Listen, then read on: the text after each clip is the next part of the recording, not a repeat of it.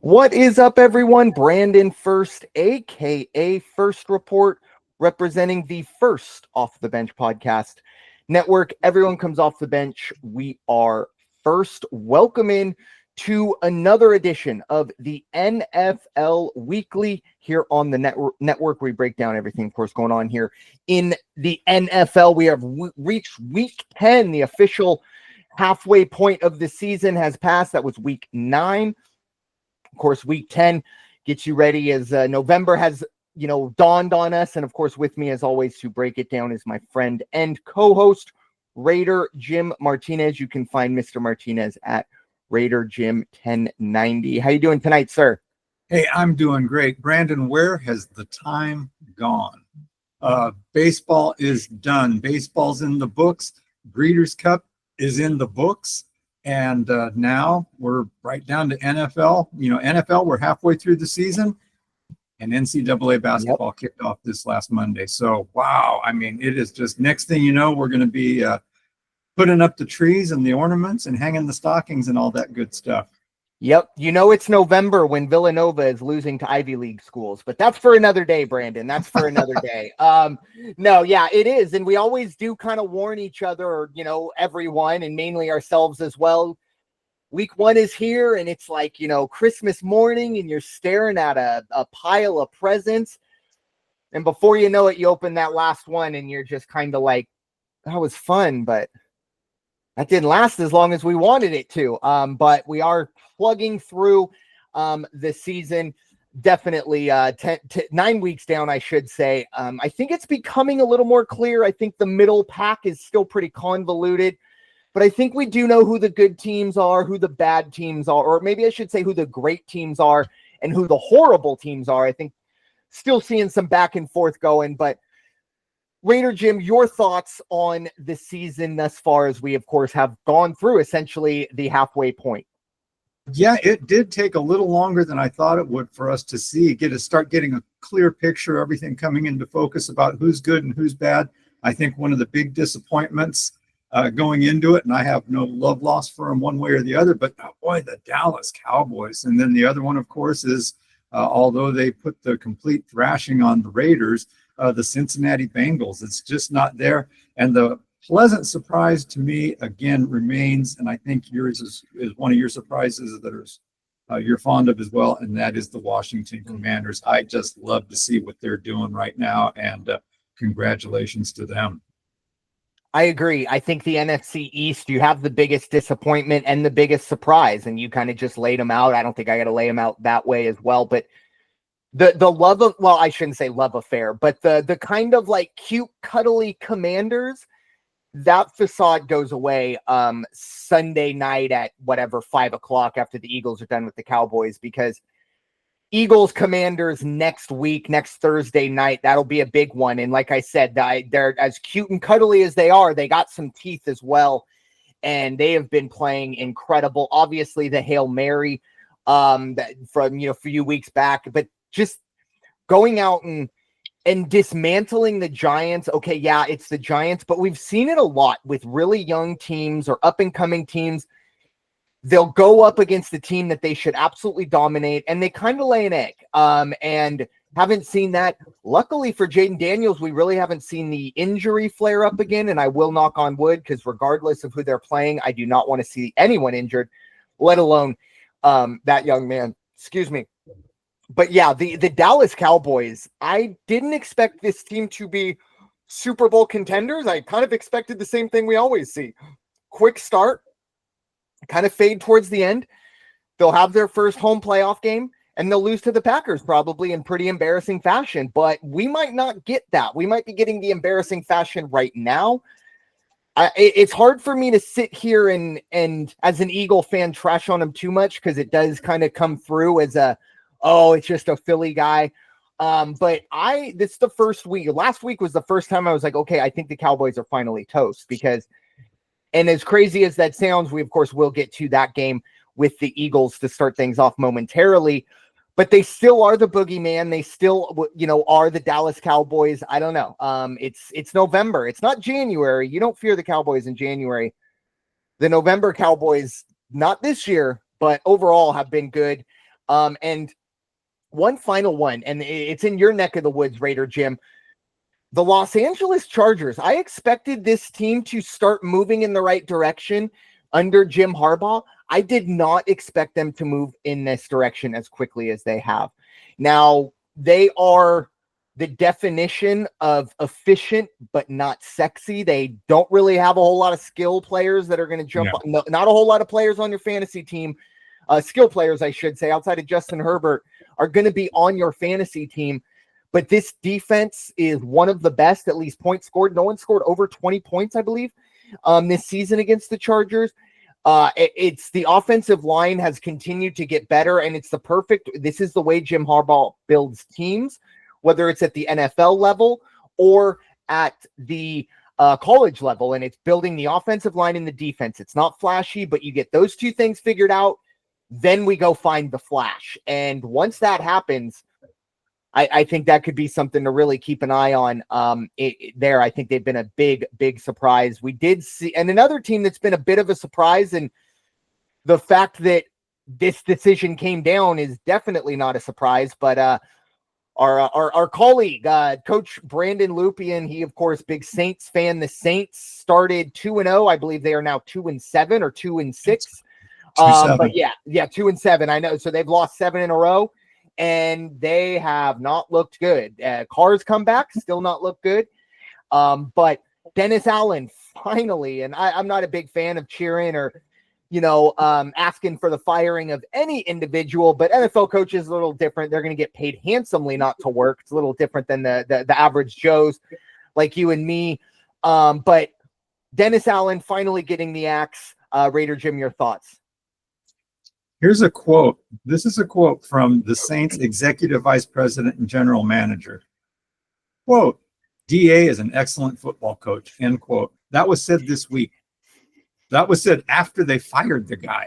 Now, look, I believe in giving everybody a chance, and I believe everybody has their niche when you're in pro football. Some guys are destined to be head coaches. Some guys are destined to sit upstairs in the booth or follow around a coordinator, anything. They can still contribute, but some guys just aren't cut out or meant to be a head coach. Allen was not good when he was with the Raiders. They let him go in 2014 when he started 0-4, and he ended up his Raider coaching career 8-28. So that's the resume. That's a big part of the resume. I don't know. Did they just not look in depth? Did they want to be nice and friendly, and because he was already on the staff? I don't know how they reached the decision that Dennis Allen was the guy, especially when you're coming in with kind of a new scheme, because they were just getting used to the Derek Carr thing. And poor Derek Carr. Now Derek Carr has the dubious honor of being the only quarterback that is lost to all 31 teams in the NFL. Yeah. Wow, that's a bad record. So when it comes to Dennis Allen, it's head coaching is just not his thing. Yeah, I'm pulling it up right now. It is not pretty. His overall career record.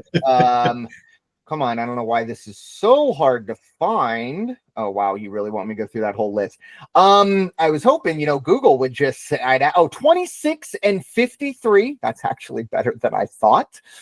With a win percentage of .329. So look, and as you said, we've seen a lot of coaches get one season and they're done and they never get a shot again. Dennis Allen got multiple seasons with the Raiders. And maybe you could sit there and talk, maybe the talent wasn't there. Okay. But we've seen plenty of coaches go into, at the time, Oakland, and get more than 8 wins in 3 seasons or 4 seasons, whatever we're looking at in a time frame. And then the Saints on their end, I do wonder if it's kind of like what happened with, I believe, Raheem Morris. He had a pretty tumultuous tenure in Atlanta, and then, became a top-notch coordinator again after being fired. And now he's getting things under control in Tampa. Obviously, I think they were trying to bottle that. Obviously, that happened after the Dennis Allen hiring. It's it's always a bit astounding to me where there's never like coaching. It's very rare coaching firings happen at the time that I think most sports fans think like, oh, this was the right time. It's either too early or too late. And I don't know, maybe that's just us as fans. But I do wonder as well, though, is the relationships, because that's the other part. Like Dennis Allen, I don't know anything about Dennis Allen other than how he coaches. And unfortunately, he's not a very good head coach. This man may be a very, very nice guy. He could be somebody that's like Mr. Congeniality. And it's like, look, I know he hasn't been good, but, you know, we really enjoy having him around, things like that. But obviously enough is enough. I think the big thing is once you lose the locker room, again, not saying that that's what happened, but for Dennis Allen, probably later than we all expected, but he has officially been fired. There was one other firing that I'm going to use this to segue to pass the rock off to Raider Jim. The Raiders are on a bye week. And of course, we didn't record the NFL side of things last week, so I do want to give Raider Jim his opportunity to kind of talk about the Raiders. But there was some news coming out of Vegas on the Raiders side of things. Luke Getsy was fired, not Antonio Pierce, but Luke Getsy, the offensive side of things. Raider Jim, your thoughts on that and any other thoughts you have as the Raiders kind of limp into their bye week? Luke Getsy, sacrificial lamb. Why is Antonio Pierce still running the team? Getsy was fired. Not just Getsy, though. They also let the quarterback coach go, Rick Scangarello, and they let the O-line coach go, James Craig. Here's my question. Okay, they gave up. They weren't scoring. They weren't getting in the end zone. They're blaming Getsy for his play calling. They're 30th overall as far as defense goes, 14th in the pass. They've only got 5 interceptions. They're 19th in the rush. They give up 28 points a game. How is all the blame resting on the shoulders of the offense?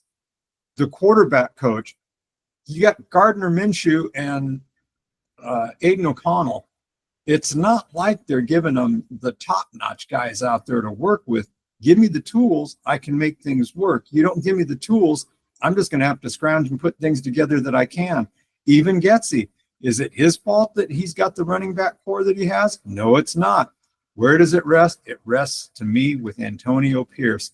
The cool story was over. Took over the team, 5-4. Great. Oh, we found our guy, and he was the guy out of LA, grew up a Raider fan, wearing his starter jacket and straight out of Compton and all. Yeah, well, you know what? Now he's 7-11 with a .388 winning percentage. He's 2-7 this year. Look what 2-7 got Dennis Allen, but not yet. Pierce, though, I think his days are numbered. They lose if they end up going, and it's very realistic that they could end up going 2-9, 2-10. He's done. He doesn't finish the season. Doesn't bode well for the Raiders because I don't know who they put in his place at this stage of the game. And then we have to hear the same things week in and week out. We're not tanking. We're not tanking. We're trying to win. We just haven't, executed well. Well, no kidding. Don't tell me the obvious stuff. Just let's correct it. Let's make it better. And what's going on with Telesco and the upper management, the executive management, they need to be a little more vocal. Maybe they need to be a little more harsh with some of the comments they make too after the games. 2-7, this is just abysmal play. It's a bad team. They're to give up 45 points to the Bengals. Wow. And the points that the Raiders scored, one of them was a pick six. Otherwise, they would have had just 2 touchdowns, I believe. So that's what I think about the Raiders in the coaching situation. Yeah, that's pretty much what you would have expected, unfortunately, with kind of the state of Vegas right now. I do wonder, and maybe you could comment on this, Raider Jim. Obviously, last offseason, Max Crosby, I don't want to say made a stink, but, really went to bat for Antonio Pierce. And I don't know if he exactly said it, but kind of threw the gauntlet down that, look, if he's not the coach, I don't want to be here. Does that kind of continue? And then on the other side of it, I don't know the contract details. I tried to do a quick little Google search. I can't even find really the years. I can't imagine it's a huge coaching contract. Mark Davis is, and I don't know if the Vegas money has fully started to flow yet, but Mark Davis is on the lower end financially of the NFL owners, and he's going to have to pay Antonio Pierce's contract. I just, it happened a lot with the Chargers when I was following them when I was younger, when they were here in San Diego. The kind of frugality, and I don't know if that's a word, but I'm going to use it, of the franchise may override it. I don't know if you have any thoughts on either of those points. Spend it. You brought in Brady. Spend it. You've got the money. You obviously, you can't just bring in glamour, and because Brady's not going to be on the field, and you can't make the comments like I said a couple weeks back. You got a brand new general manager, but you don't say anything about getting a new quarterback until Brady comes on board, and then you say, "Thank God we got Tom Brady. Maybe he can find us a quarterback." Well, there's a vote of confidence if I'm Telesco. And so financially, I think they just need to get out there. They aren't running it, and I've said this since the beginning of the season, maybe even preseason. They're not running it like Al Davis did. Love him or hate him, Al Davis got 3 rings for the team. And probably, if you would have been able to stick around, who knows? Maybe they would have made some changes. He would have made the changes. He'd have walked into the locker room and told these guys, quit screwing around. You're done. You're fired. Out. Maybe a little too harsh. Maybe it was a little loose cannon at times. But hey, Al knew the game. Yeah, it's going to be a tough few months for Vegas. But you know what? I will say, if there is something somewhat to look forward to, obviously, the Raiders, it does seem like they're going to have a pretty high draft pick.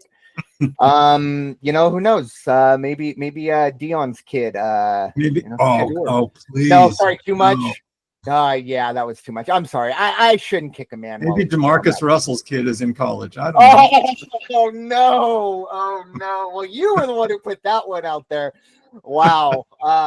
Yeah, that'll be for a different podcast, but who knows? Well, that draft preview may be very, very intriguing on that side of it. But time to take care of the task at hand, and that, of course, is Week 10. Of course, got the AFC and NFC East, or I'm sorry, the NFC East and AFC West to go over, and a few other games as well. We do have 4 teams on a bye, as I mentioned: the Raiders, the Cleveland Browns, the Green Bay Packers, and the Seattle Seahawks.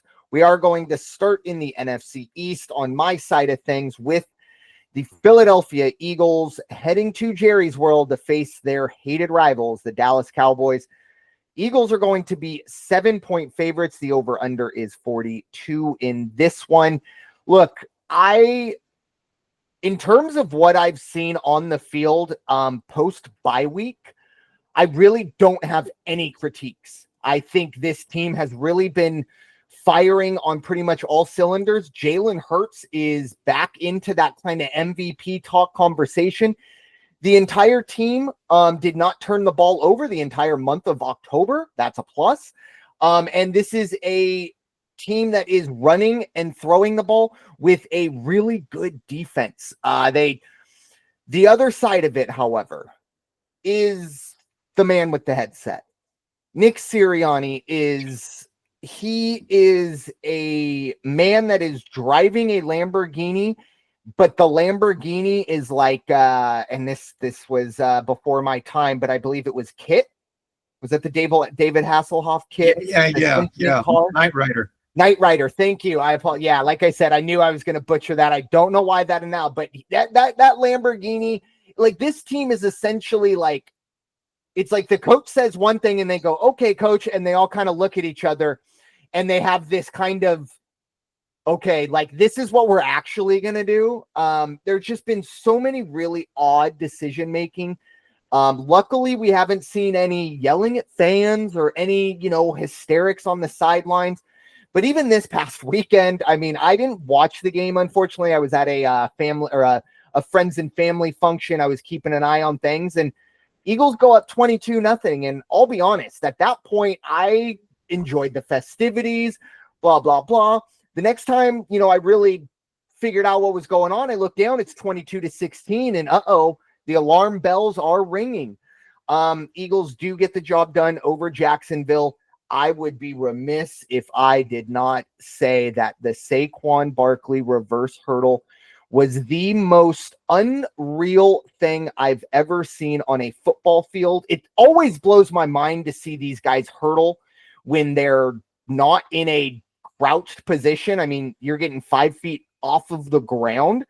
Saquon did it backwards. With that being said, I don't ever want to see Saquon Barkley try that again. And there were people out there saying, that right there, that's going to get hundreds, maybe thousands of high school players injured because everyone's going to try it. Please do not try it. As cool as it was really stupid. Like the overarching thing of it, incredible play. Luckily, no one got hurt, but wow. Please do not try that at home. But as for this game, look, 7 points. I just think the Eagles have always struggled in Dallas. I am a pessimistic Eagles fan. It's just part of my being. I'm really a pessimistic sports fan. It's not just with the Eagles. Ask my Padre fans about that. So I don't think the Eagles can cover the 7. I think at the very least, the Eagles, even maybe a 6-point game, but I think this is a field goal game. Jake Elliott coming out last second, kick the field goal, or Dallas does finally figure it out, get things rolling. I don't expect that to go, but 7 points. I know the Cowboys are down. I know they're a little kind of, they are the easy target right now, but that kind of scares me. It's going to be a huge game. I hope that there's a lot of Eagles fans in attendance. It's really a place they've been able to make an impact. I'm going to take Dallas. Give me a half a point plus 6.5, or no, excuse me, plus 7.5. And then in terms of the over-under, I really think the Eagles defense has been playing well, but 42, this is a really low number for this rivalry. I'm going to go over 24-20, 24-21 gets us home. That's kind of how that's kind of on the low end. I don't know, 42 for this rivalry. Doesn't really check out. So I'm going over. Raider Jim, your thoughts or your thoughts on this game? Dallas is done. Yeah. Their season is over. They're 3-5 right now, which is, are they going to make a big comeback and all of a sudden challenge the Eagles and the Commanders? No, they're not. The big key to this one for me is they have yet to win at home. They are 0-3 at home. They can't win in Jerry's house, which just infuriates Jerry, but that's the fact of the matter. Now, they've got 11 players questionable at the end of practice today. 11. That's a big number. They're so beat up right now. They also got Dak Prescott news. Not only is he hurt, they said he's got a strained hamstring, whatever they thought it was. It came out today that the hamstring has actually pulled away from the bone. Oh yeah. He's not coming back for at least 4 weeks. If he comes back this year, that's a significant blow. Whoa. And I think at that point, I really believe that Philadelphia, by virtue of everything you said, how well they've been playing, how they've kind of not just shaken off the cobwebs, but they got themselves in good marching order. I'll take a half point, but I think Philadelphia covers at 6.5. I think they're going to blow Dallas out of the water. And I'm like you, I think 42 is too low, but I'll still take another half point and give me 41.5. But yeah, the Cowboys, theirs is a bad story. I have not even heard who they are going to consider having start right now. Yeah. Okay. I guess that makes more sense on the 7. Because sometimes a lot of times with injury reports and things like that, a lot of what you hear for 6 days and then 3 hours before the game, it all reverses. I just went under the impression that Dak is going to play because I haven't seen, like you said, Cooper Rush or Cowboys sign whoever. And then that kind of rings the alarm bells for me. Wow. That's huge for the Eagles. No excuses now. If this doesn't go as expected, I still do like the over though. Like you said, my Eagles might even just maybe get 35 themselves if this, and I will say this, if the Eagles just absolutely embarrass the Cowboys, I think Mike McCarthy might be gone. Yeah. I don't know. I would agree with that. This is too big. And not just any loss. I'm talking, 45-7, like a really, 31-0 at halftime. Like the memes are rolling before the fourth quarter. So that could be very, very tough for Mr. McCarthy if it doesn't go well. But I kind of want it to happen. But anyways, moving on to the other side of the NFC East, it's going to be the aforementioned Washington Commanders. They are going to be hosting the Pittsburgh Steelers. Wow. The Commanders, home favorites. -2.5 is the spread. The over-under is 45.5. Obviously, last week for the Giants, for the Commanders, to get the win over the Giants, bit of a trap game. Two big ones right after it.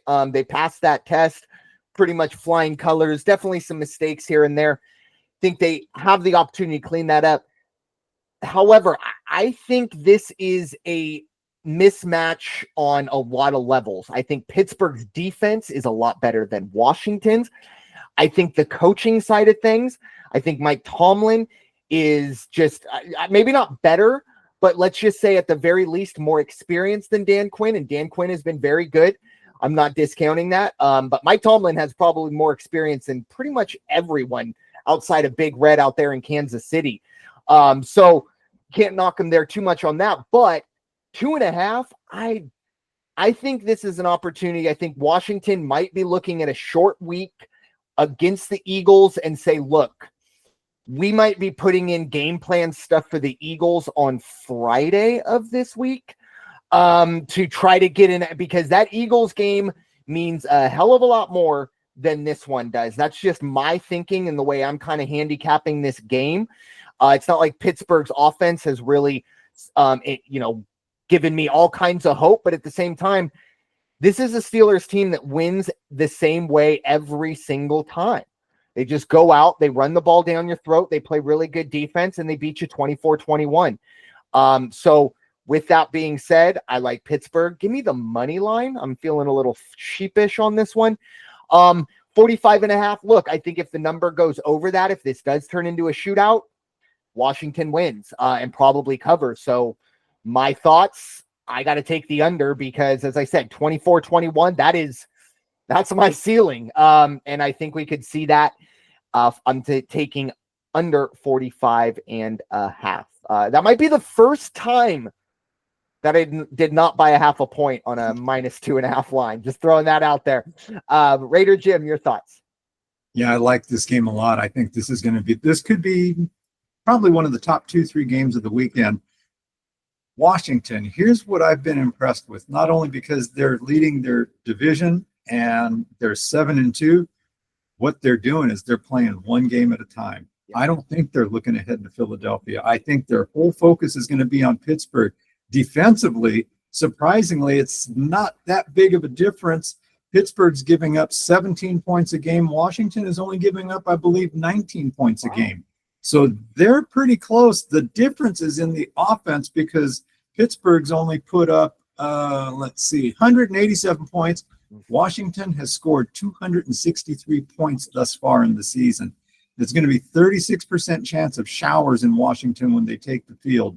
Pittsburgh made up a couple pickups during the week before the deadlines hit. They got Mike Williams, the wide receiver. They got Preston Smith, who's a good edge player, and that's definitely going to help them out. But what I really like, and even though Pittsburgh's not a down the field, they don't play the vertical game, but Washington picked up Marshawn Lattimore, guy I just like. I think he's just one of those blue collar guys. Go out there and put the uniform on and let's cover, hit somebody and make things happen. Maybe they even use him, in blitz situations, things like that. So I like Washington. I'm going to take the money line, but I'm going to take Washington and the over under. Yeah, I'm just going to go under because I think both defenses are going to really come to play. If Washington wins this one, I can see it being 21-17 type of a thing. Yeah, you're right. I think this has the makings to be a really, really exciting game. Gosh, yes. Yeah, and I think, obviously Philadelphia, Dallas, just those two brands might be the sexier matchup on paper, but with everything going on over there, Pittsburgh, Washington, definitely. Now, you said this is one of the top 2 games. You were obviously referring that the other top game is the next game I am going to be giving. And my goodness, to my friends in Deutschland, look, we've had a rough history. There's no doubt about it. Unfortunately, when we go to those world wars, seems like y'all been on the other side, but things happen. We can get it. Unfortunately, you still do have to pay the price. So, folks, Germany, the Germany game. This is the Allianz Arena in Munich. The New York Giants. They're going to be 5.5-point favorites against the Carolina Panthers. Yeah, do you feel that that energy yet? This is a obviously in Germany, no home team, and the over/under sits at 41.5. Now, look, we laugh about this, and look, this is a game that if you wake up on the West Coast at 6:30 to watch this game, you might be a sadist. I don't know how big of a football fan you have to be, unless you are a fan, even if you are a fan of these 2 teams. I don't know how you wake up for this, but it is, NFC East. I think in a weird sort of way, both of these teams are really excited for this. Also because they both think this is a winnable game and they don't have too many on their schedule. But the other part is, over here in the States, we look at this game as like, I'd rather watch Rice and Temple play. And in Germany, they are treated like heroes. They don't know how bad these teams are. Right. It's like if they sent us the 2 worst Premier League teams, and maybe that's a bad example because they're not crazy soccer over here. But, I think for these teams, we joke that, okay, they have to go to Germany, but I think this is great for them. They're getting out of their environments that are probably not terribly positive. And I'll tell you this right now, Carolina, and Brian Dable might want to watch out because unfortunately Carolina might be that Grim Reaper. There's always one team that every time they beat somebody, head coach, if they're on the hot seat, that might have been the last bit of timber, if you will. Carolina got the job done against New Orleans. Obviously, New Orleans, not a great football team. Either is the Giants. 5.5 points here all day. I will take 5.5 points with Carolina. I don't think they're a very good football team, but I at least saw a little bit of progress last week with Bryce Young. I think he played well. He wasn't a world beater, but compared to what we've seen, I think he made some great steps, and that's kind of what you want to see. Again, I think this will be an opportunity more for these 2 teams, to feel like, wow, we're in an electric atmosphere, or at least the sold out atmosphere. And they probably haven't had that, at least for their own side of things. So give me Carolina plus 5.5. Now the over under side of things, look, they're going to learn very quickly that the Carolina Panthers and New York Giants are not very good. Of course, when I say we, I mean our German football fans or NFL fans over there. So give me the under. I have this one looking like 20-17, 16-13, just an absolute grind. Probably a lot of field goals. But yeah, I like the under here in this one, but I also really, really do like Carolina plus 5.5. Raider Jim, your thoughts? Couldn't have said it better. And I was able to find the weather, and there's no weather to worry about. It's just going to be a regular day in Germany. Good job, NFL, sending these 2 guys out to be ambassadors for NFL and American football. I think we had another game like this earlier in the season. Yeah. Giants are just bad. Giants are 2-7. Carolina's just bad. They're 2-7. But I'm with you. There's something about Carolina, and especially that game they put together against the 2-6 Saints at the time, driving them to 2-7. I like Carolina plus 5.5 in this one as well.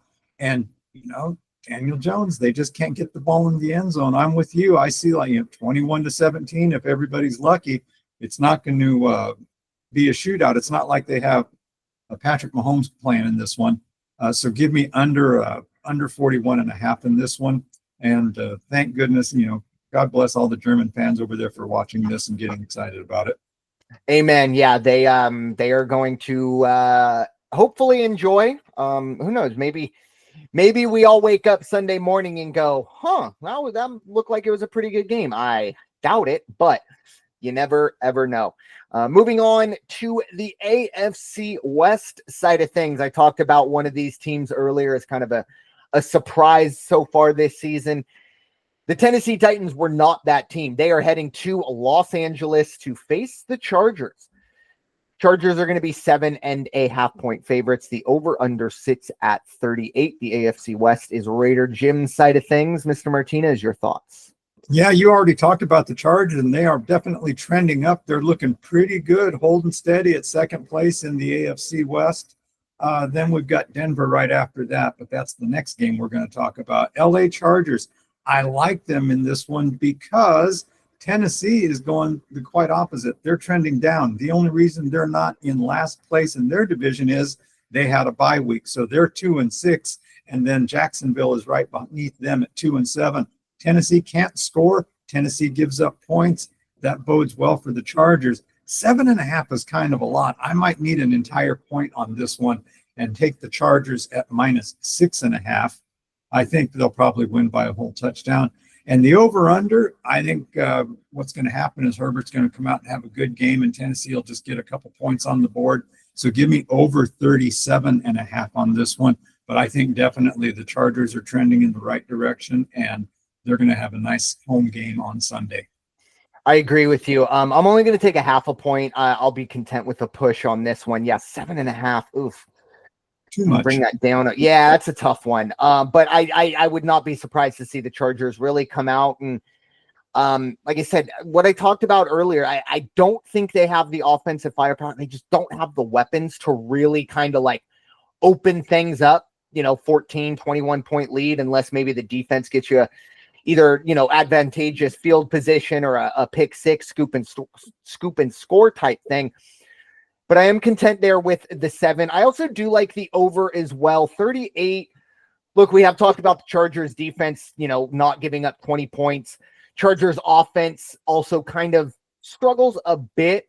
But 38, I think, is just a little low. You talked about just a few points. I mean, if both of these teams get to 14, which we both probably expect, minimum for Tennessee, probably about 10 to 14, that's still already there, 28, 29, 30. And I think the Chargers are going to get into the 20s. So I feel like the safe bet is the over 38. And those are always, it's kind of odd to me. You see those low numbers and you're just like, yeah, let's catch the over. But it just seems like watching that game is like you're watching it in the fetal position, because they're very close when it comes to these really low numbers. So yeah, give me the over, but I do think the Chargers do handle their business. I will take a half a point just in case the full touchdown.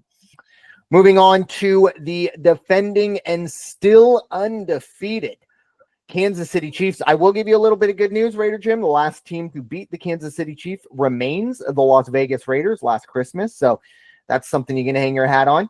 The Denver Broncos, they are heading to Arrowhead to face those undefeated Chiefs. Chiefs are 8-point favorites. The over-under sits at 41.5. Raider Jim, your thoughts? Kansas City hosts the Broncos. Denver. Denver is competitive, but Denver is, and I don't mean this negatively, it just happens to be the word that applies when I'm looking at this game. They are the epitome of mediocrity. They are 3-2, or they're 2-2 at home, 3-2 on the road, 1-1 in the division.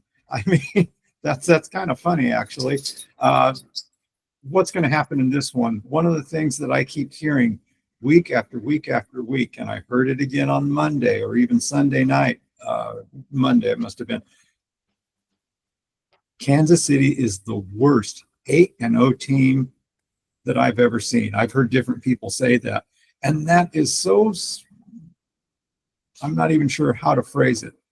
But that's such a ridiculous statement, because that's almost like saying, boy, the Raiders are 2-7, but boy, they're the best 2-7 team I've ever seen. No, Kansas City, if you're 8-0, it's because you're good.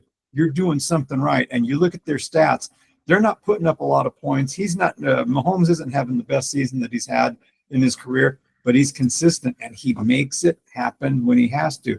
He doesn't mind taking off with his legs. He doesn't mind throwing underhand passes to people. And the defense, you and I have said this going back a few weeks, the defense is keeping them in every game. They've only given up 147 points this season so far. And I think that's going to be the challenge to Denver. I think they're going to be able to stifle the Denver offense. Denver defense is also very good. So this is going to be, it could be a very close game. But for as good as the Denver defense is, and we have talked about the Denver defense is solid, think about it. That 8-0 defense for the Chiefs is actually playing a better game of football right now. So give me the Chiefs at home, but I'm going to take a full point. I think they'll end up winning by a touchdown. I think they're going to shut down Denver. Over 41.5, I think so. I think there's going to be some points in this one. I think it's going to, give me 24 to 17 maybe, or 24 to 27 to 20, something like that. But they'll get over 41.5. Yeah, I'm going to go on the opposite side, at least on the Denver. Well, actually both, but the Denver side of it, I am going to buy half a point. Denver is a team that they have looked really good, and then they looked like they did against Baltimore. They got, plastered, and it's fine. Look, Baltimore is probably the second best team in the AFC, maybe third. Buffalo might be screaming at me right now, but second or third, however you want to place them. And it was in Baltimore, and, for all due, purposes, Denver had kind of gone on a little bit of a run. Think that they maybe, just weren't fully, ready to roll, blah, blah, blah. I haven't been terribly impressed with Kansas City offensively, obviously. And for that reason, I just think sometimes when you have offenses that do struggle, 8 points is a lot. And I do think Denver's offense at least has enough to just stay somewhat competitive, unless this obviously gets out of control. I have this game around 21-14, 21-17, Kansas City. So give me Denver, going to buy a half a point just to make sure no, extra point misses or anything like that come and get me. So plus 8.5 for Denver. And I do like the under. I think both of these offenses, Chargers are probably the biggest, I'll put air quotes around competition in the AFC West. Excuse me. But this is the first matchup. I've always been a believer in the first matchup in the division. You don't really see the offensive playbook really get opened up too much. So I do think we stay under. Kansas City, kind of keeps those crazy underhanded or, the gadget plays maybe tucked away either till December or even January in this one. So I do think we stay under, but I don't know. I am pretty sure Kansas City is going to lose a game. It's just obviously a question of when. I thought it was a few weeks back against, I forget who it was actually, now that I think about it. Because it was, I want to say Baltimore, Cincinnati, but it wasn't them. Anyways, and I thought I was very confident that Tampa Bay was going to cover the 8.5. I even told a couple of my buddies that a sprinkle of the money line this past Monday wouldn't be the end of the world. But they continue to just win, and at the end of the day, that's what it's all about. And Mahomes not playing well and them having their best record under him, that should scare the what out of everyone. I think some people are dancing on people's graves, and I'm over here like, okay, yeah, he's not going to win MVP, but who's stopping them in January and February? And I don't want to see it for a third straight time. So I don't know. I do get a little frustrated with that, because that talk that you talked about as well. I think you were kind of just rolling your eyes at it when it's the worst 8-0 team ever. Like, well, I would love for my team to be the worst 8-0 team ever, because it means you're 8-0. And that's all that matters. So Kansas City, a very, very good team. But again, until I see this, and it very well may happen this weekend, but until I see this team, when I really take a step back and go, okay, there they are, that they're all clicking right now. They're clicking enough to be 8-0. But they're not clicking enough to be 8-0. I just made that up. But anyways, give me, Denver plus 8.5 and the under 41.5. Moving on to Sunday Night Football. Wow, this is going to be a good one. And if you would have told me 4 years ago this would be the marquee matchup on a weekend, I would have said, what has gone on in the world? But it is the Detroit Lions. They are heading to Houston. They are going to be favorites on the road, 3.5-point favorites to be exact, and the over-under sits at 48.5. Raider Jim, I'll give you the first bite at this apple. Lions at Texans. Yeah, Houston's doing good, sitting in first place. And I'll tell you what, Houston has not lost at home. That gives them, you would think, a slight advantage, except for one other factor, and that is Detroit has not lost on the road. And Detroit also offensively is a little more productive these days or this season than Houston. Houston is still, again, first place, very consistent on both sides of the ball. But I think the Detroit offense is going to be too much in this one. But what a fun Sunday night game this is going to be. I do like Detroit. Wow, 3.5. That's a kind of a big number, but I think 3.5 is going to be fine. I will just stay with that line. Give me Detroit minus 3.5. On the over-under, should be nice and dry, should be nice and productive. The injury reports didn't show me anything where there should be worry on either side of the ball. So give me the over on this one, but give me a half point. Give me over 48. Yeah, I agree. I really do like the over 48.5 here. I think we're going to see a shootout. I mean, neither of these teams really kind of hang their hat on their defense. And their offenses have been really, CJ Stroud, I don't want to call it a sophomore slump, but it's not on the MVP trajectory that maybe certain people expected him to be on. But this is still a very good team. I think the Texans are like the Lions were. They're just 2 years behind them in terms of their like building and progressing of their team and where they're going to be. I think Houston, very good, still very young. And I think they're still really struggling with the loss of, I think, Nico Collins still dead. And that's something that they've had to deal with. I thought, Tank Dell, Stephon Diggs, some of the other guys would step in, and it's taken a little longer than they probably would like. So I do like Detroit. I'm going to buy a 0.5 point. What a surprise. Detroit minus 3. I like that. And the over, 48.5. I think Sunday Night Football, these teams wait around all day, watch all the teams play. These aren't teams that are terribly used to playing primetime games. Maybe Detroit over the past few years, but even Houston, I mean, it's been few and far between that we've seen Houston on the primetime side of things. So I think we're going to want both of these teams. It doesn't necessarily mean a lot for them. Obviously, their playoff positioning, it's an intra-conference game. Stuff like that, or ultra conference game, I should say.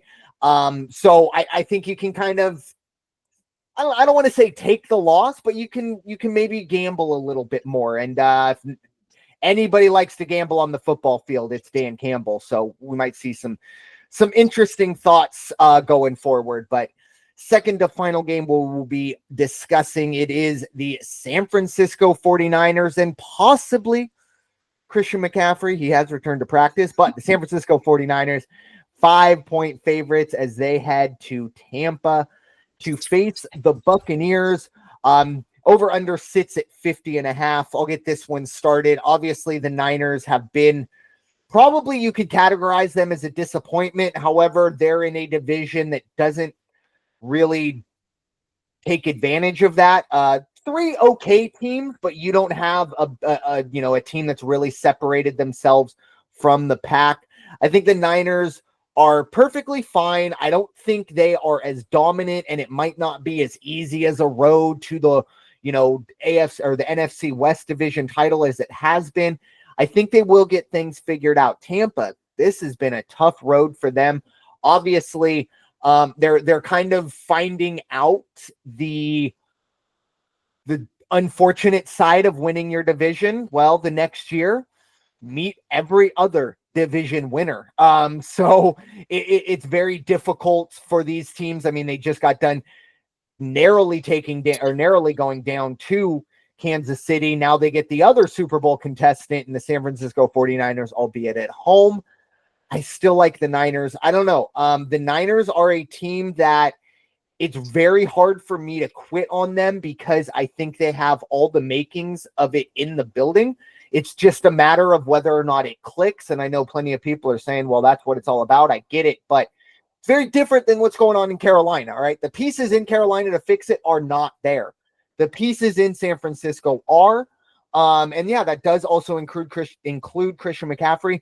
I don't expect to see him play this week. I would expect, mainly you probably just want him to start at home or at least return at home just to save the kind of extra little bit of wear and tear. But he has returned to practice. I'm sure a lot of people will be keeping an eye on that. I know there are a lot of fantasy owners that are chomping at the bit to get their first round pick in. But yeah, give me San Francisco on the road. I'm going to buy half a point though. San Francisco -4.5. In terms of the over under, look, I like what Baker's put together and Brock Purdy can do what he needs to, but I don't see it here. I don't see 50.5. I would probably swap the Houston-Detroit line for this one, or even closer to 46 or 45. But 50.5, that seems like a lot to me, but that also kind of feels like a trap, which is the Admiral Akbar game. But I do like the under 50.5. You just got to go with what your eyes tell you. Raider Jim, your thoughts, Niners at Tampa. Yeah, I should have brought this up before we got started looking at all these different games because it did catch my eye before we hit record. NFC West, Arizona 5-4 leading the pack, followed by the Rams at 4-4, followed by San Francisco at 4-4, followed by Seattle at 4-5. That is incredible. That is about as close as I've seen that division in a long, long time. And to think that you've got Arizona at the top, wow, that's kind of interesting. As far as this game goes, the one thing that is standing out to me is San Francisco at 4-4, playing average ball, not getting the breaks, not getting the bounces, and the road has not been kind to them. 3 games on the road, they're 1-2 so far. Tampa Bay's at home. Tampa Bay, not that great at home, but they're going to be in a friendly environment, and they're coming off that almost upset of the Kansas City Chiefs. I think they're going to be riding on that. Baker Mayfield, too. I like what he has said this week in the press. Hey, I'll trade all the stats. I'll trade, whatever I'm doing. He goes, I would rather have more wins than good stats. And that's important for the players to hear. And he's not just saying it because that's what should be said. I think he really believes that. He's turned it over a lot. He's thrown some picks. He's got to get that under control, especially against San Francisco. San Francisco's defense, they're okay. They've given up 182 points. Now, the Tampa Bay defense, they've given up some points. They've given up like 240. But we'll see what happens in this one. I'm going to do the half-point game myself, but I'm going to go plus 5.5 Tampa Bay to cover because they covered so well against they did so well against Kansas City. And then I'm also going to take another half point and go under 51 in this one. I think it's going to be an okay shootout, but I don't think it's going to be, guns blazing and they're going to get into the 70s or anything like that. Yeah, I remember when Baker Mayfield was coming out and kind of one of the analysts or whatever in the draft said he was essentially like Brett Favre light. Like he is going to tear it up, but if he plays long enough, he is going to set the record for the most interceptions. He's a gunslinger. Yeah. And you take the good with the bad, and for the most part, it's been good. And I'm a huge fan of Baker Mayfield. Very few athletes have kind of changed my mind about them more than Baker Mayfield, because about 5 or 6 years ago or whatever, it was you see Baker Mayfield throw an interception in Cleveland, and here comes his State Farm commercial or whatever, Allstate, whatever it was everywhere. And I do have, kind of speaking of McCaffrey, I just glanced down at my phone, and 10 minutes ago, ESPN says looking like we are going to be seeing Christian McCaffrey. Quote from Kyle Shanahan. He's been awesome these last few days. You never know about a setback or anything, but these 2 days have been great, and I expect to see him out there. So we'll see. I think he did kind of give himself an exit path if needed. He kind of already said the setback thing. Right. So we'll see, but that's a game changer. And then, of course, the next question would be is if you do see Christian McCaffrey, what type of workload does he get? That's a question for another day, or at least game time, I should say, but something to keep in mind. Obviously, monitor that and the line. It'll be interesting to see how that affects the line when it does either become official or start to really gain more traction. But final game we are going to be talking about. Shout out to our old colleague, Coach Lupien, or colleague. I shouldn't say old colleague. Well, he is kind of old, but not in that sense. I didn't say Coach. it. Hope you're listening, Coach. Hope you're listening. Miss you. But this will be the final one. We'll be talking about an NFC South matchup. The Atlanta Falcons, they are heading to New Orleans to face the Saints, the new look Saints, or at least the Dennis Allen-less Saints. The Falcons going to be 3-point favorites. The over-under sits at 46. And I'm going to pass it to Raider Jim for his thoughts. But before we do anything, I just want to get out in front of it. Obviously, last week, Derek Carr didn't have a great game. Chris Olave had a pretty ugly, injury. Michael Thomas decides to come out of the woodwork. Hasn't been relevant in 5 years. First time he's decided to work on a Sunday, or at least be relevant on a Sunday in those 5 years. And really attacks Derek Carr. And look, we all see what's going on with Derek Carr. He's not playing terribly well. Everything I've heard about Derek Carr, everything I've seen about Derek Carr, never would make me believe that he wants to get his own teammates injured and he's putting them in harm's way. Again, he might make some stupid decisions, but that is not the forethought of his mind. I feel really bad that happened to Derek Carr, that all that stuff was going down and he had to answer that question in the post-game press conference. But to the surprise of absolutely nobody, Derek Carr answered it like an absolute pro. I just wanted to get that off my chest. Big kind of reason why I want to talk about this game. I was really frustrated when I saw that from Michael Thomas. I don't understand that. Keep that stuff in-house, or else, I don't know, go on a reality show and talk about it there. But anyways, Raider Jim, your thoughts, Falcons at Saints. Yeah, you said it absolutely right. Derek Carr is not the guy that's going to go out and with any kind of intent put any of his teammates in danger. If anything, he's going to put himself in danger. He's going to be the guy that stands in front of you and takes the hit. So, MT, whatever your issue is, I'm sorry, and I hope you get help with that and for that. Atlanta -3. I hate to tell everybody in Saintsville, but it's not going to get any better this week. Atlanta's fighting right now to keep the lead. They're at 6-3. Their closest person at Bay at 4-5. Atlanta just wants to keep stacking them up. And Atlanta on the road, let's see where they're at this. Atlanta has not lost on the road. So I think it's looking real good for Atlanta this week at 3.5. Guess what I'm going to do? I'm going to take a page out of the Brandon Ferst book, and I'm going to take a half point. So give me Atlanta -2.5, over under 46. Whoa, tough one, just because I am not sure how the Saints are going to perform offensively. But I'm going to go ahead, give me another half point, and I'll take over 45.5 on that one. Yeah, this is a game, all signs point to Atlanta. Everything. The line doesn't even really make sense. Atlanta's playing well. New Orleans is playing about as bad as anybody right now. And the line's only 3. I know it's in New Orleans, I get that. I understand. But I mean, I'm looking at this. San Francisco's 5-point favorites against Tampa on the road. I think there's a bigger discrepancy in overall talent and disparity here. And let's be honest, Alvin Kamara kind of talked about it a few weeks back. The Dome ain't the Dome. You need to be winning for the Dome to be loud and raucous and truly be the Superdome. It's just the way, look, we all live in this economy. There ain't a whole lot of people that are going to be shilling out the money that it takes to go to these games and then losing their voices for it to watch your team go 4-13. With that being said, I'm going to take New Orleans because sometimes Vegas, I think, just throws these things at us. We all go to the Atlanta side of things. This is an Admiral Akbar game. I think it's a trap. I'm going to take New Orleans. I don't feel good about it. I'm plugging my nose. I got the clothespin as I'm putting the bet in, and I'm throwing my phone away and never looking at it again. And God forbid I lose this bet because it's even worse at that point. I'm taking New Orleans, but of course, Of course. I'm taking a half point. Just the other way. So New Orleans +3.5. And you know what? I am a believer in a bit of like the new head coach bump. Everybody's like, okay, a new manager or new, I'm saying manager for like us who work in the office or whatever, blah, blah, blah. A new boss comes in, everybody kind of straightens up and maybe works just a little bit harder to make sure that they're not on the chopping block next.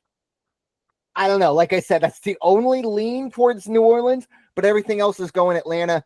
So I'm gonna try to identify the trap and go around it. Give me New Orleans +3.5, but there is 0% chance I wouldn't even bet this money with Raider, or I wouldn't even bet this game with Raider Jim's money. That's how much. Or coaches. But, yeah, I would actually with coaches, if I'm being honest. Because he would love that with his Saints. And you know what? Hopefully me picking the Saints made up for the old comment that I made about 5 minutes ago. But nothing but love here on this side of it.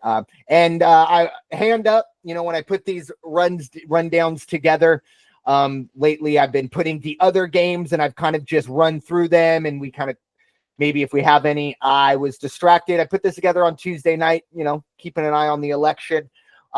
Totally forgot about it. And I didn't realize it until about 2 minutes before I hit record. So there are other games out there. There are lines. Raider Jim, if you have any you'd like to talk about, I'm good on my side, but if you want to talk about any of that or any of your final thoughts as we end. I will have it on in the background. I'm certainly not going to sit and watch all 3.5 hours of it, but I find it interesting that even though I understand their defense is playing very, very, very well, but for the Jets to go on the road and go into Arizona and be the favorite against the Cardinals is kind of a head scratcher. The Jets lines lately have just been like, what is going on? Yeah. Like, I don't understand. Like, I guess I somewhat understand it, but it's kind of like if you've seen on like Instagram or whatever, these really like high-end restaurants, they'll bring out this big elaborate thing, and then they take the stuff off and it looks like this massive plate. And then they do all the little crazy stuff. The smoke clears and it's like 4 bites of tuna. And I kind of feel like that's the Jets. There's all this like, whoa, look at all of this. And then you actually get through the smoke and you're like, they are a below average football team. Like you look around like who sold me this ticket? Like, right. Are they selling snake oil as well? But yeah, that was one that when I was kind of just glancing at him a few minutes ago, and there was one, I want to say 2 weeks ago, or maybe even last week, where they were the favorites. And it was like, what is going on? Right. And I actually think they won that game, maybe not, but I'm not sure. But the dinner bell is ringing in the Martinez household. But Raider Jim, your final thoughts for this episode of the NFL Weekly. Tune into Monday Night Football too, because I think the Dolphins going into SoFi to play the Rams is going to be a pretty decent game. We'll see what happens on that one. Right now, it's pretty much even. They give the Rams a 1-point nod, and the way the Rams have been playing, trending up just a little bit, it could be a good one. Could be a bit of a shootout too. So we'll see what happens on the Monday night game. Right now, the over-under's at 50 on that one. So I'm going to keep an eye and see how much that line moves, the over-under, if it moves at all. Other than that, let's anybody who went out and voted, thank you very much for doing your civic duty. It doesn't matter who won or who lost. That's not what I'm here to say. But I am here to say thank you for doing your civic duty, and just keep an eye on something. If you didn't vote, don't bitch about anything that happens in the next 4 years, and just gear up and be ready, because one thing we do have something to look forward to, there will be a 48th president before you know it. Yep. It goes by very quickly. Sometimes, election day, obviously, whether you're on the winning or losing side or just in the fetal position, you do look at things and go, oh my goodness, 4 years. And it seems so daunting.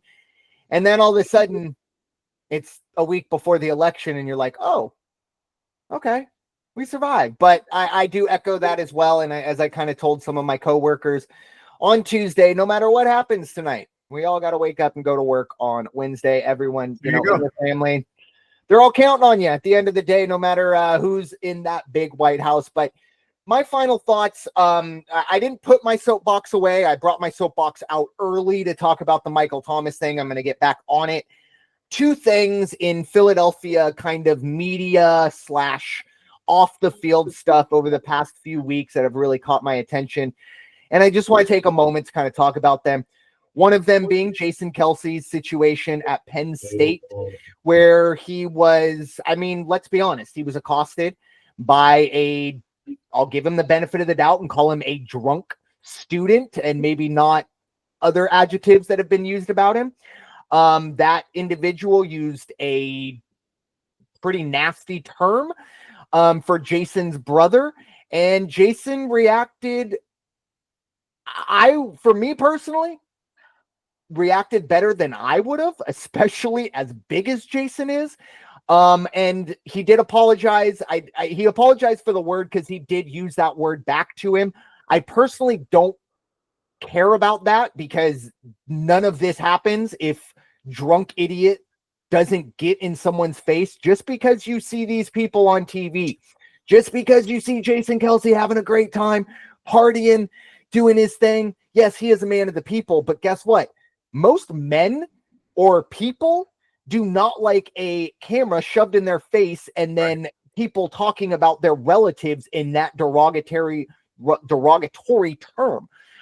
So what I think this does boil down to, I am not a believer in violence, but I do believe the internet, I think it was Mike Tyson said it, but the internet has made it so that people can say things without the fear of getting punched in the face. And unfortunately, again, violence isn't the answer, but I don't know if at 13 or 14, maybe one of his classmates just, again, now I feel like I'm going off a cliff here, so I got to back it up a little bit. But I do think this internet culture, this Twitter culture allows these people to think that they can just do whatever they want to these people like zoo animals, and there are no repercussions. On the other side of it, this is on the journalistic side. NBA, we don't really follow NBA. I personally don't really care about the NBA. I know what you're going to talk about. You know exactly what I'm going to talk about. Joel Embiid. He has been. Look, I am not a fan. If I'm a fan of any NBA team, it would be the Sixers. But again, I don't really care about the NBA. Joel Embiid, the load management, I don't really necessarily care about that. But that's also because I'm not a big Sixers fan. I understand why people are upset about that.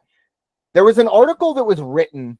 And I didn't go to necessarily journalistic school. I took a few journalistic classes. And the one thing that was always talked about was you are going to have to be critical, but you will never have to be personal. And that was something that always stuck with me because you're right. Like, if you are in the media, you have to be in the locker room and you have to say that this guy didn't play very well. You don't have to say he sucked. You don't have to say that he's an embarrassment. This certain reporter, and I don't have his name in it because I don't care about him. And unfortunately, the article has been so edited and now gone, essentially invoked Joel Embiid's son and dead brother. And then in the next sentence said, well, in order for him to make them proud, he has to show up for work. And I'm paraphrasing. And again, there aren't a whole lot of Sixers fans that are happy Joel Embiid is doing what he's doing, or at least being rested the way he is. But you do not write an article bringing in a child and a loved one, let alone a deceased loved one, and then the next moment a backhanded. That is not the way you do things. And believe me, journalism has gone away. But this was one that, you know, I saw it because at first I saw that he shoved the reporter. There's no video about it. He's been suspended 3 games, whatever. Again, that's someone else's fight. And I felt like, okay, things are getting out of control. And then I actually did some research on it and realized, you know what? That's not okay. And I haven't heard about any discipline from the reporter, or the journalist, I should say. Not okay with that. Again, we can be critical of these people, but you don't need to be personal. You don't need to bring relatives. You don't need to bring other people into the mix. You're frustrated. Fine. Put it out there, hit send, and deal with the consequences. But when you do stuff like that, you also have to deal with the consequences. And I feel like getting Right. shoved was the least of those. Again, I'm not advocating violence, but I'm also not advocating people thinking that they can say whatever they want and people are just going, especially to people twice your size. It's the other part. I'm not a large man. My mouth has got me in trouble when I was young, and it taught me to shut the. And sometimes I don't think people have learned that, and I think they're going to the hard way. But there was a great story from the 1998 Padres, and Ken Caminiti was part of that team, and played injured a lot, hurt a lot, and there was a situation where some fan decided he was going to ride Caminiti for everything that he wasn't doing right, and just wouldn't let up on him. Well, Caminiti had to come out of the game. Caminiti went, showered, changed into his street clothes, then went into the stadiums, went into the stands, and sat next to the guy, looked at him and said, "Is there something you wanted to say to me?" And that pretty much squelched that whole thing. But Caminiti wasn't threatening, wasn't menacing. But yeah, it's real easy to be the tough guy when you got a glass. It's like taunting the gorilla at the zoo. Yeah, until you get into the zoo enclosure with that gorilla, and pretty soon you're not going to want to be making faces and making noise at it. Yeah, exactly. So, just a little reminder that once again, these athletes are humans, first and foremost, just like all of us, and imperfect humans, just like all of us as well. So just wanted to get those thoughts out there. But with that being said, thank you all so much for listening to this edition of the NFL Weekly here on the First Off the Bench podcast network. Everyone comes off the bench. We are first. It's time for you all to go wash your hands and stop hating everybody. We'll talk to you all very soon. Have a great night. Take care. Oh yeah, you're so